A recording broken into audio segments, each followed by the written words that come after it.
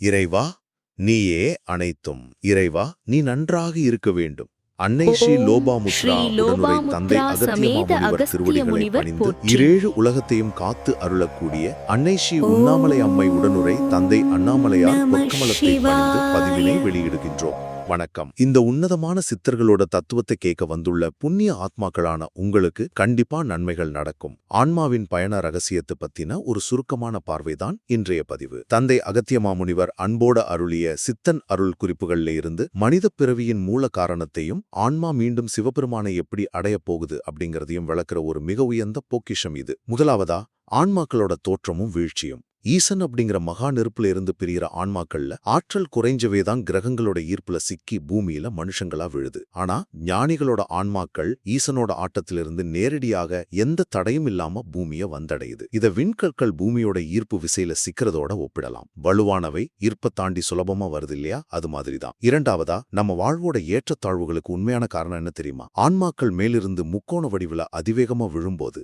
சிதைவடைகிற அந்த ஆற்றல் குறைபாடுதான் குறைகளோட பிறக்க காரணம். அப்போ நாம பாவம் புண்ணியம்னு நினைச்சு கவலைப்படுற துயரங்கள் எல்லாமே வெறும் ஆற்றல் இழப்புதானா? கொஞ்சம் யோசிச்சு பாருங்க. இறுதியா, சித்தர்களும் திருத்தலங்களும் நமக்கு எப்படி உதவுறாங்கன்னு பார்ப்போம். இப்படி ஆற்றலை இழந்த ஆன்மாக்களுக்கு மறுபடியும் சக்தி ஊட்டி பல கிரக தடைகளை தாண்டி இறைவன் கிட்ட சேர்க்கத்தான் உயர்ந்த சித்தர்களும் குருமார்களும் திருத்தலங்களை அமைச்சிருக்காங்க. ஆக மனித பிறப்புங்கிறது ஆன்மாவோட ஆற்றல் குறைபாடு. ஆக குருவோட அருளாலும் திருத்தலங்களாலும் அந்த பலத்தை பெருக்கிக்கிட்டா தடையின்றி இறைவனை அடையலாம். இந்த உலகளாவிய பதிப்புரிமை இல்லாத செய்திய வாட்ஸ்ஆப், ஃபேஸ்புக், இன்ஸ்டாகிராம், எக்ஸ், டிக்டாக்னு எல்லா சமூக வலைத்தளங்கள்லையும் உங்க நண்பர்களுக்கு பகிர்ந்து மற்றவர்களுக்கும் வழிகாட்டி முதல் தர உயர் புண்ணியத்தை அடையுங்க.